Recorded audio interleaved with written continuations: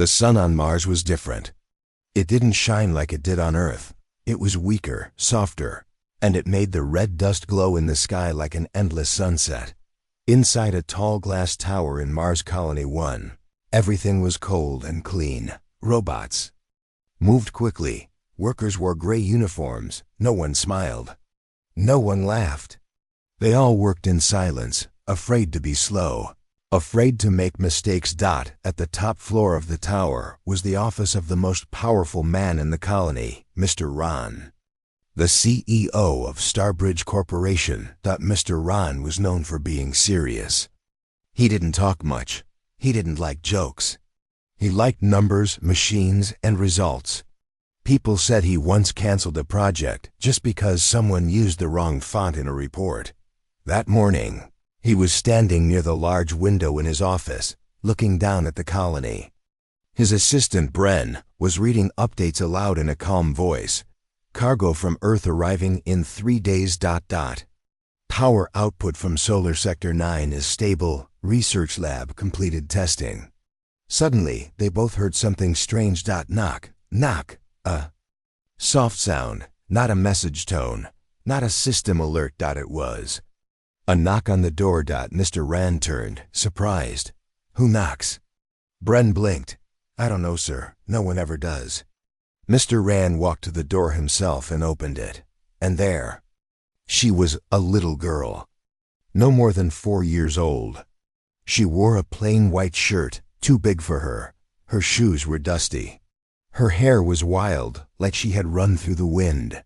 In her tiny hand, she held a small toy spaceship made from paper and tape. She looked up at Mr. Ron with wide brown eyes and said softly, "Can you be my friend?" Everyone in the room froze. The guards outside looked at each other. Bren's mouth opened slightly, unsure if he should speak. Mr. Ron just stared at her. The girl didn't move. She wasn't afraid. She didn't seem to care that he was the most powerful man in the colony. She didn't care about his title or his office or his suit. She just wanted a friend. After a long pause, something very strange happened. Mr. Ron smiled. It was a small smile, just a little curl of the lips. But for those who had worked with him for years, it was like seeing the sun rise on a frozen world. He crouched down and asked, "What's your name?" She said, "Nami." He nodded. "Hello, Nami. I'm Ron." She smiled brightly. "Hi. Ron, I drew a ship. You want to see it?" Without waiting for an answer, she handed him her paper toy. He took it carefully. It was made from old reports and a bent spoon. But the design was strange, different from any toy he had seen. Looked at Bren. "Bring juice." "And something sweet, sir, for the girl." Bren nodded quickly and left. Mr. Ron walked back into his office. "Come, Nami, sit." She ran in and jumped into the soft chair across from his desk like it was a playground. The engineers outside the office watched through the glass walls, whispering, "Who is she? Where are her parents?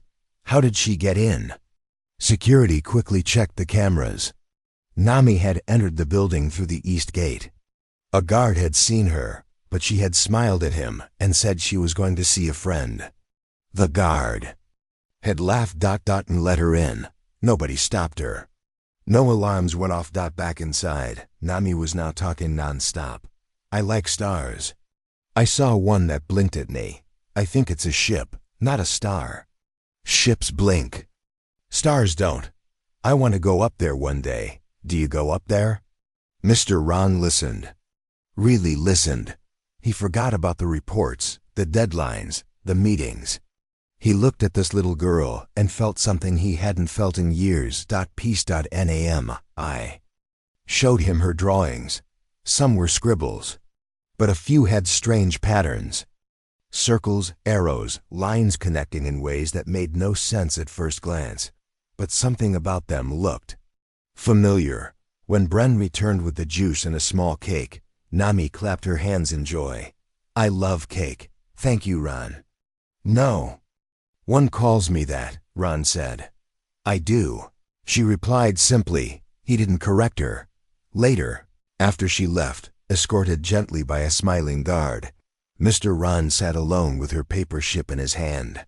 He looked out the window again. This time, Mars didn't look so empty. The next morning, the whole building was buzzing with whispers. Did you hear about the girl? She called him Ron. Just Ron. He gave her cake. Everyone was talking about the little girl who had walked into the CEO's office like it was her playroom. Workers smiled more than usual. Even the security guard who had let her in got a pat on the back from the head of operations. But no one was more surprised than Mr. Ran himself. He sat in his office, holding Nami's paper spaceship. He had not thrown it away. Instead, he placed it on a clear platform on his desk, where important models and awards usually sat. It didn't make sense. He was a man of numbers, not feelings. He solved problems with logic, not cake. But something about Nami made him feel different. Lighter, curious. He asked his assistant, Bren, find out where the girl came from. Bren bowed. Right away, sir. An hour later, he returned with a datapad. She's from Shelter Unit 7, sir. Orphan block. Parents died in a transport crash last year during a storm near Olympus Base. She was moved to the Mars Child Care System after that. Ron frowned. How did she leave the shelter? She escapes often. The system logs say she usually talks to machines.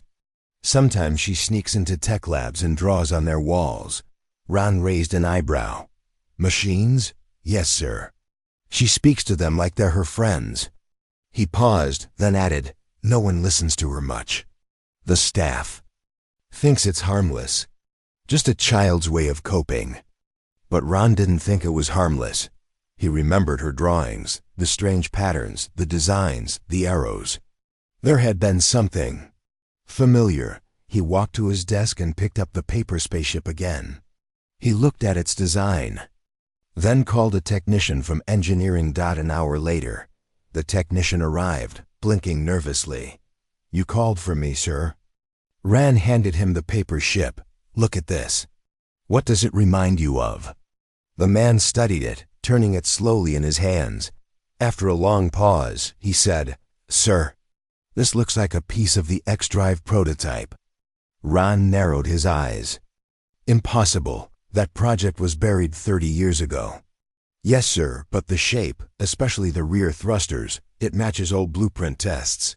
The design is cleaner, simpler, but somehow correct. Could a child know this? The man shook his head. No, sir. This knowledge is not in public records. Not even junior engineers have access to this. Ron dismissed him and leaned back in his chair. His mind raced. Where had Nami seen this? Later that evening, curiosity took over. Ron asked for a transport and headed towards Shelter Unit 7. It was a small, dusty building made of recycled metal. Inside, children played with simple toys. Screens showed cartoon stars. One wall had machine parts placed like puzzles. And in the corner, sitting with a bunch of wires and an old drone, was Nami. She was giggling. Come on, fly again, she whispered to the drone. It lifted slightly, then fell. She patted it gently. Ran stepped forward. Nami. She turned, eyes wide with joy. Ron, you came. He smiled a little. I wanted to see you. She pulled him by the hand. Look, I fixed this one. It almost flies. He just needs better dreams. He crouched beside her. Where did you learn this? I don't know, she said. I just feel it. She pointed to her head. Sometimes when I sleep, I see stars and ships and a long road made of light. Then I draw it or build it. Ran looked around. The drawings on the walls weren't just childish doodles. They were ship plans, wiring paths, energy patterns. Complex but beautiful. Do you want to come back to my office tomorrow? He asked. She grinned. Can I bring my drone? Of course. The next day, Nami returned to Starbridge Tower, this time with a pass and her little drone in her backpack. She was treated like a special guest. Everyone smiled at her. The guards nodded respectfully. Even the cleaning bots made a happy chirp when she walked by. She entered Ron's office and climbed into the chair across from him like she owned it. "I made more drawings." She handed him a crumpled paper. He looked at it. Another ship. A different one. The engine design was strange, curved instead of sharp, circular instead of square. He sent it to the R&D team quietly. That afternoon, they called back in shock. "Sir, we ran simulations," the chief engineer said. "Her drawing, it's efficient, more efficient than our best models. We don't know how it works." "But it works." Ron said nothing. He looked at Nami, who was now spinning in the chair, pretending to fly. A child had just designed a better spaceship engine than the smartest minds in the colony, and she didn't even know it. That night, Ron sat alone in his office, lights dimmed. The paper spaceship sat on the desk beside her latest design. Outside the glass window, the red planet glowed in silence. He whispered, "Who are you, Nami?"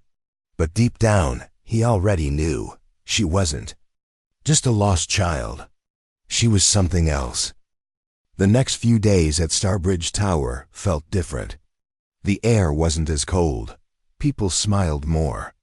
Even the robots started greeting workers with cheerful tones. And the reason for this small change? A 4-year-old girl named Nami. Every morning, Nami arrived with her small backpack filled with papers, drawings, and broken drone parts. She would run into Mr. Ron's office like it was her home. "Good morning, Ron." She would shout happily. And Ron, the man once known for being emotionless, would reply with a smile. "Good morning, Nami." She sat in the big chair across from him, swinging her legs, eating cake or fruit, and sharing her new sketches.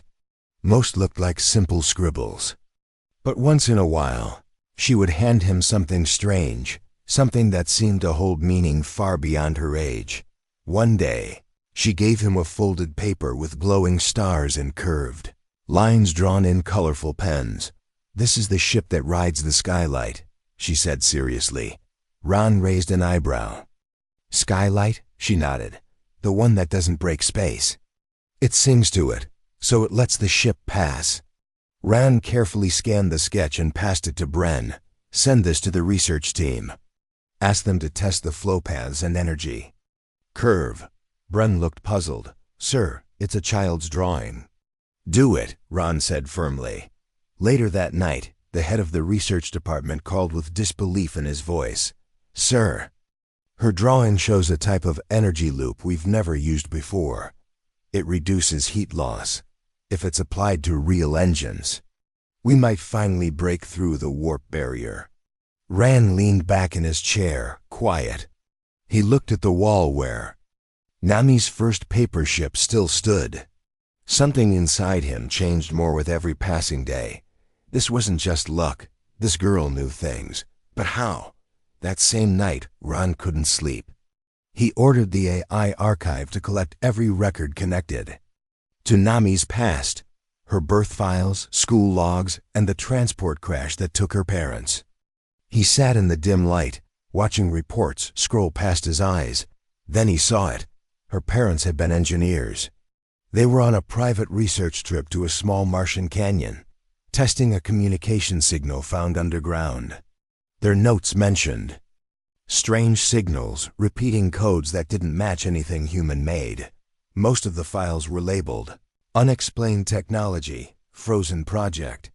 After the crash, those records had been buried. No one followed up. But what caught Ron's eye was this: Nami had survived the crash alone. The rescue team said she was found sitting near the wreckage, humming a soft tune.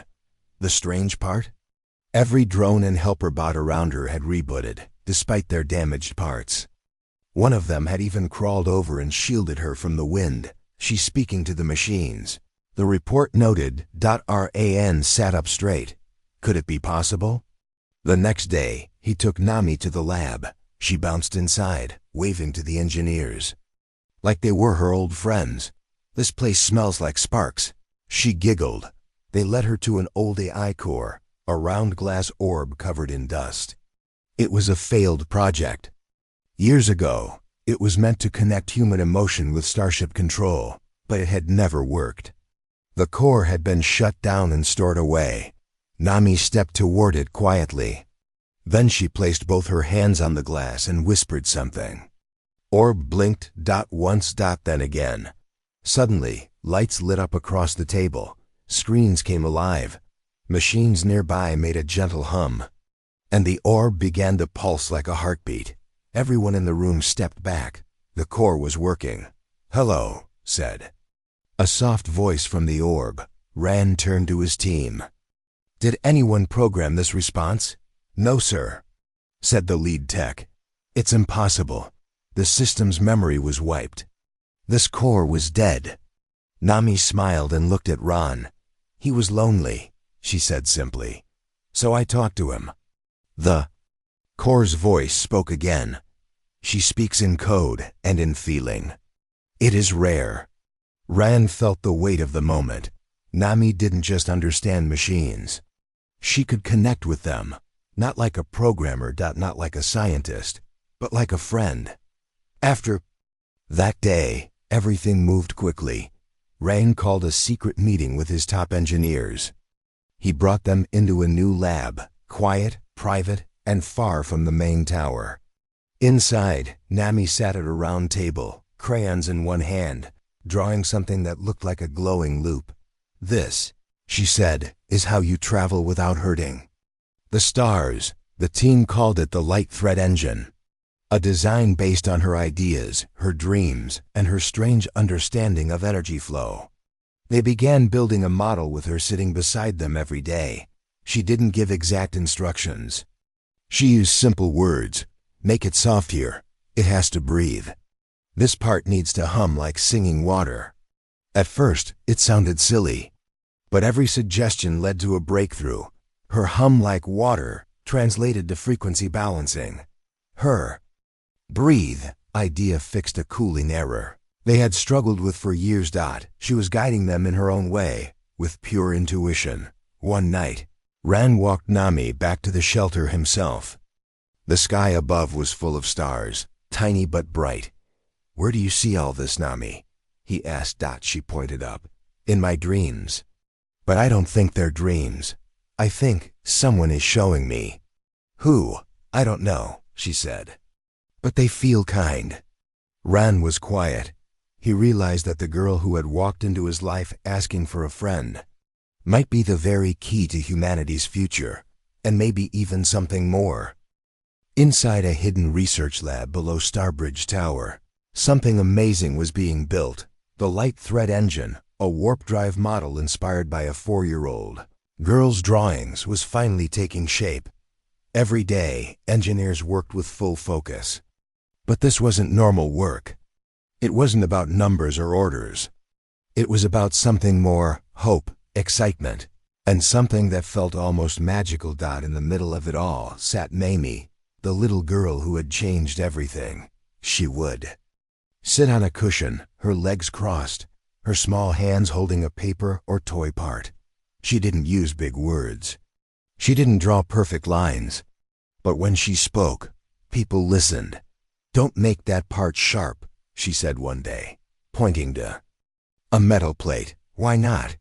asked the technician. "Because stars don't like sharp things. They whisper better to round ones." The technician smiled politely, but changed the shape anyway. Later, when they tested the curved version, the data showed something strange: reduced friction in simulated space curves.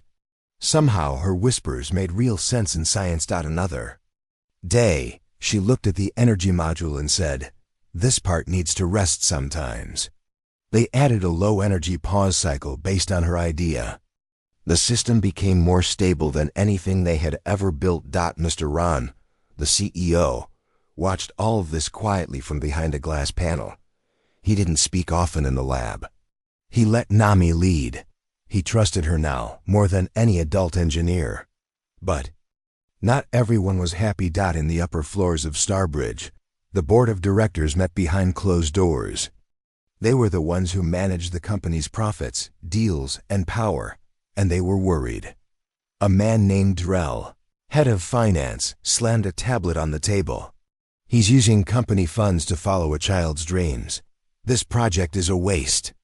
Another member nodded. It's secret. No updates. No public tests. What if it fails? The investors will panic. A third leaned forward. We must stop him. He's letting emotion lead the company. This is dangerous. They voted quickly. The board decided to shut the Light Thread project down. That evening, 2 guards came to the lab. They handed Ron a message from the board. All unauthorized projects are to be stopped immediately. Access removed. Team dismissed. The room fell silent. Engineers looked at each other in shock. Nami held her toy tightly, sensing something was wrong. Did we do something bad? She asked softly. Ran kneeled beside her. No, you did something. Wonderful, but some people, they don't understand yet. He stood up and looked at the guards. I am still CEO, and I say this project stays open. You can tell the board I'll meet them tomorrow. That night, Ron returned to his office. Alone, he stood by the window, watching the dark sky above Mars. The stars were small but clear. Nami's words echoed in his mind. They whisper better to round ones. This part needs to rest sometimes. They feel kind. He opened the company's legal systems and searched for a clause he remembered from years ago, one that gave the CEO full control in emergencies. He found it. If a discovery may change human progress or survival, the CEO may overrule the board for 7 days to complete proof of concept testing. He activated the clause. For the next 7 days, he had full control. At 6 a.m. the next morning, the lab team returned. The doors were open again. Ron stood in the center. We have 1 week to finish the test. After that, I may lose everything. But if we succeed, they can't stop us. He looked at Nami, who was quietly drawing stars in a corner. Are you ready, Captain? He asked. She smiled wide. Ready. Work moved faster than ever. The team built the final model using special lightweight alloys. They used Nami's engine. Design, round, smooth, with energy paths that flowed like rivers. They connected the new AI core, the same one Nami had woken up. Before. It spoke softly. Thread lines connected. Flow is calm, heartbeat stable. On day 5, they ran their first small test using a drone ship in the desert. Everyone gathered around a large screen. Ran stood beside Nami, holding her hand. Begin test, he said. The drone ship lifted into the air. The light thread engine hummed quietly, not loud like old models, but soft like a song. Then, in a blink, it disappeared. Gasps filled the room. Seconds later, it reappeared 100 kilometers away. Perfect landing. No damage, no overheating. No time delay. The room exploded with cheers. They had just completed a stable warp jump, something no one in human history had ever done. The next day, media channels buzzed. Secret warp engine test on Mars. CEO Ron defies Starbridge board and succeeds. Who is the mystery child behind the future of space travel? The board couldn't stop the news. It was too big now. Scientists from Earth sent messages asking for the engine data. Colonies from Jupiter's moons requested partnership, but Ron kept it simple. He walked onto the company broadcast, looked into the camera, and said, "We didn't build this engine alone. A child helped us. Her name is Nami. She reminded us that progress doesn't always come from power or rules. Sometimes it comes from imagination and from listening." He paused, and today, because of her, we take 1 step closer to the stars.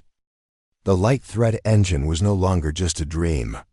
It had become real. And now, it was time to prove it to the world. Inside the main space hangar of Starbridge Colony, the final ship stood tall, smooth, silver, and shaped like a gentle arrow. The ship's name, written in simple letters across the side, was Nami 1. Workers, scientists, and even guards gathered around it with wide eyes. It wasn't just a ship anymore. It was a symbol of change. A symbol of hope. And standing beside it, wearing a small pilot suit with glowing stars printed on it, was the little girl who had started it all. She held her paper spaceship in one hand and a cookie in the other. Next to her stood Ron, also wearing a pilot suit, though his looked much more serious. "You really want to do this?" asked Bren, who was now helping organize the launch. Ron nodded. "Yes, if I don't believe in it, why should anyone else? But sir, you're the CEO. And she's the heart of this project. We both go, or no one goes." Bren looked at Nami, who was now drawing stars on the floor with chalk. He sighed. "All right, the ship is ready."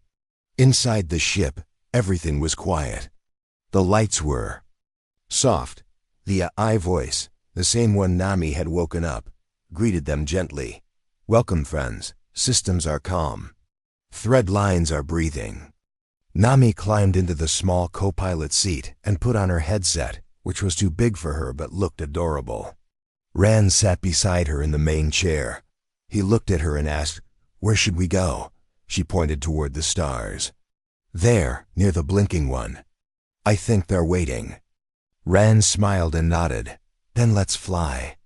In the control room, dozens of eyes watched the screens. Engineers held their breath. The board members were watching too, though they remained silent. The countdown began. 10, 9, 8. Nami wiggled in her seat. "Can I press the fun button now?"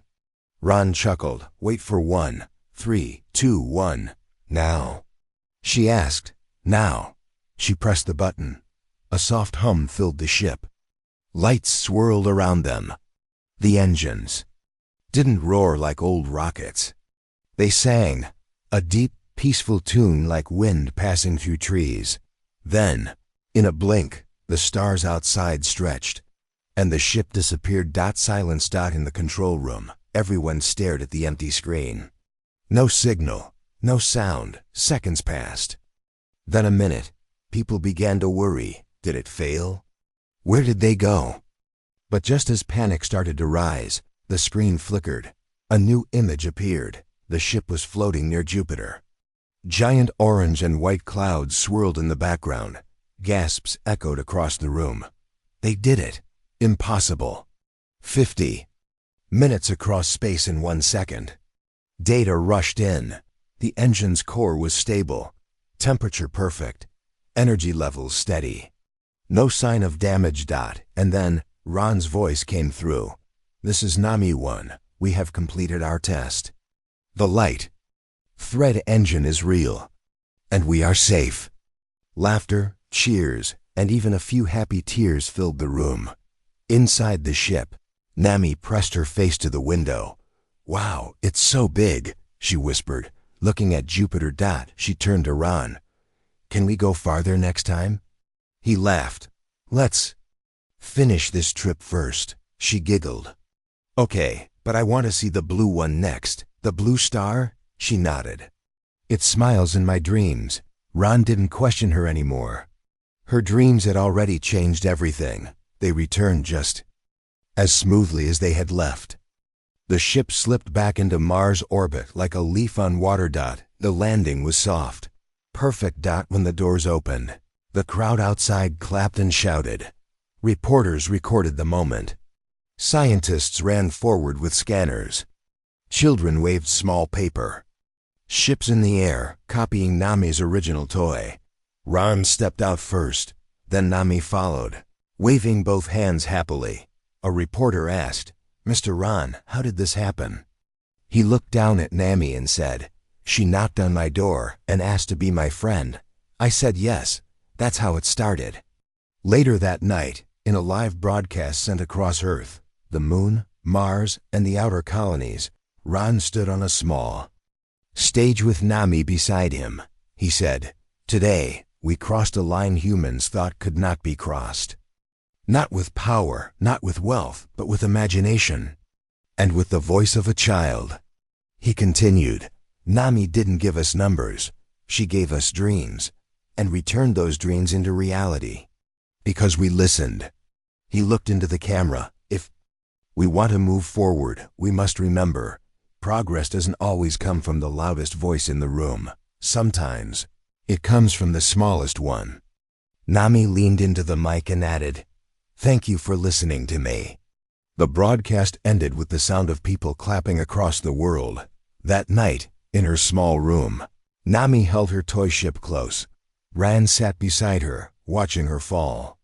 "Asleep," he whispered. "You did something impossible, Nami." She opened one eye and said sleepily, "No, Ran, we did." And with that, she closed her eyes.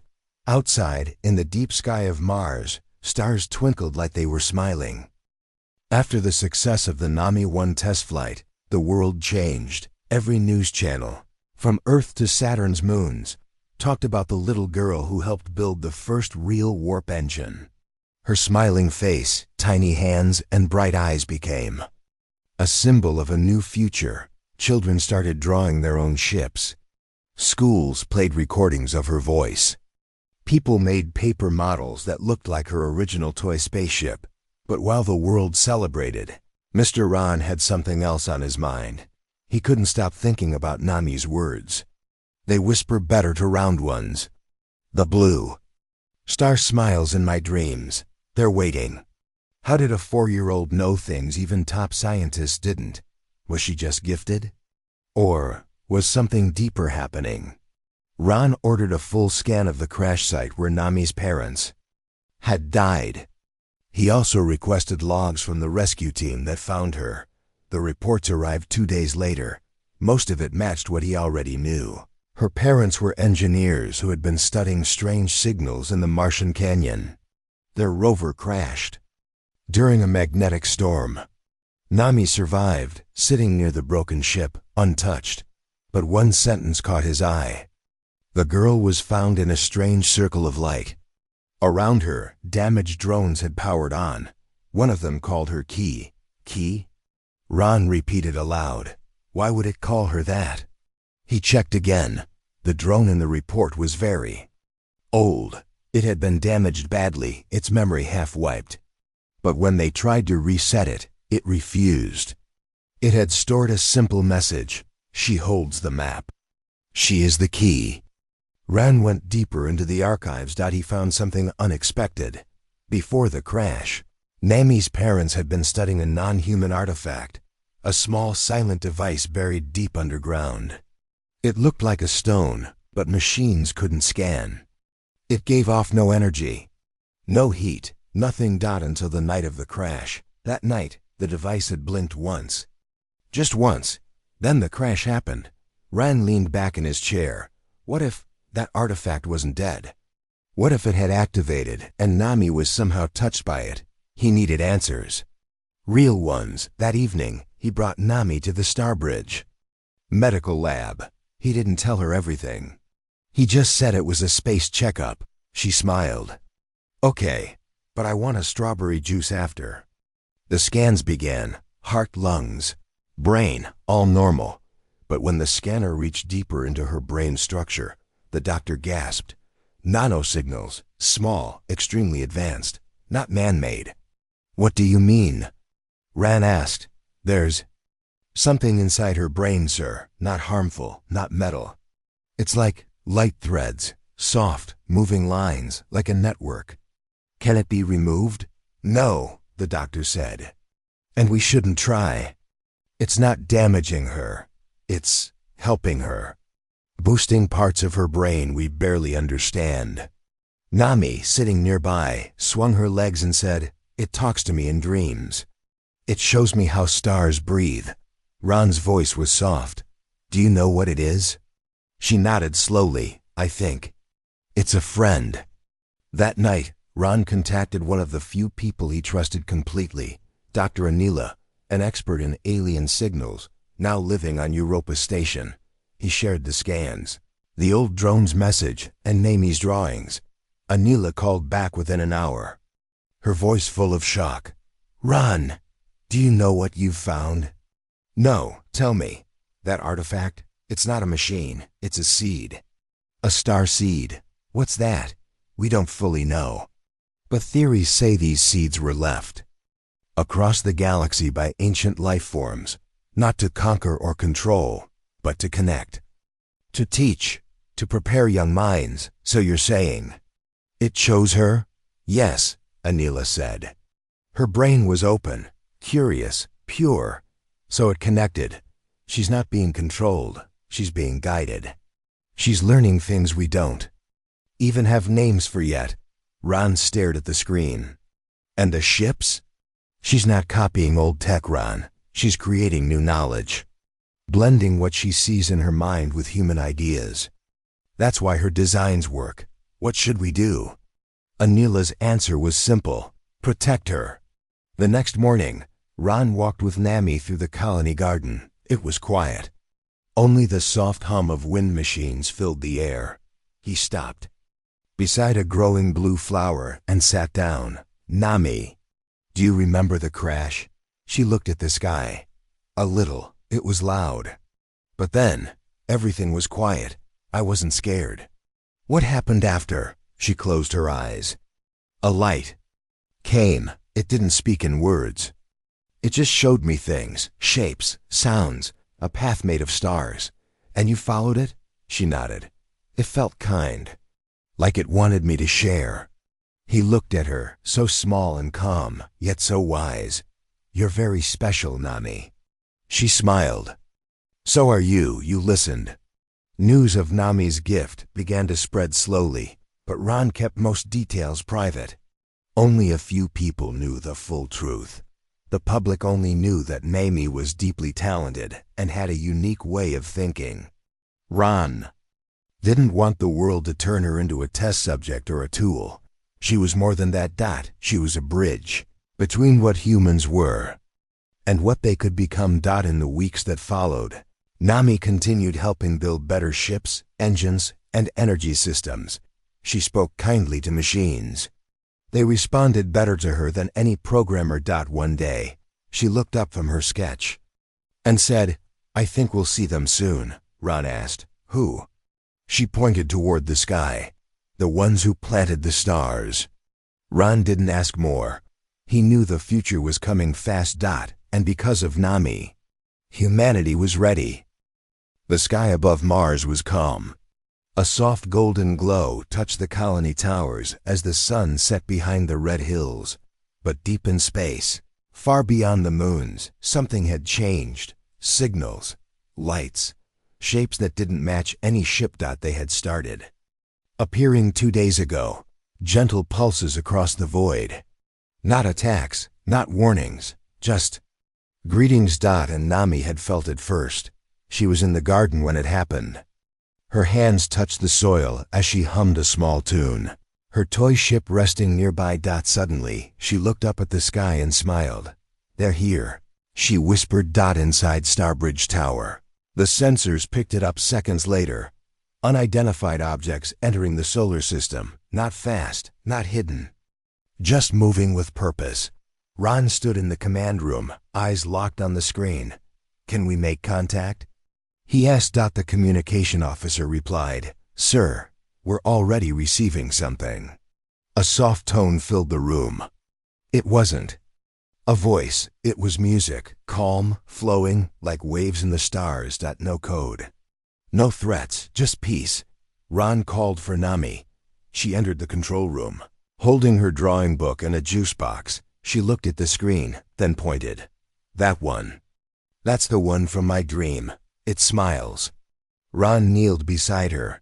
Do you think they're safe? She nodded. They want to meet. They've been watching, waiting for someone to understand. He stood and looked at the others. Prepare a message. Send it in music. Let Nami help shape the reply. Within hours, the message was sent. A simple song, based on Nami's humming, her machine songs, and the tone from the unknown visitors. The reply came quickly. A beam of light shot gently toward Mars' orbit and formed a symbol in space. A glowing thread, just like the engine Nami had drawn months ago. Everyone watched in silence. The visitors weren't enemies. They were the ones who planted the stars. Ron made the decision. A ship must go meet them. Not later. Now and only one ship was ready. NAMI-1.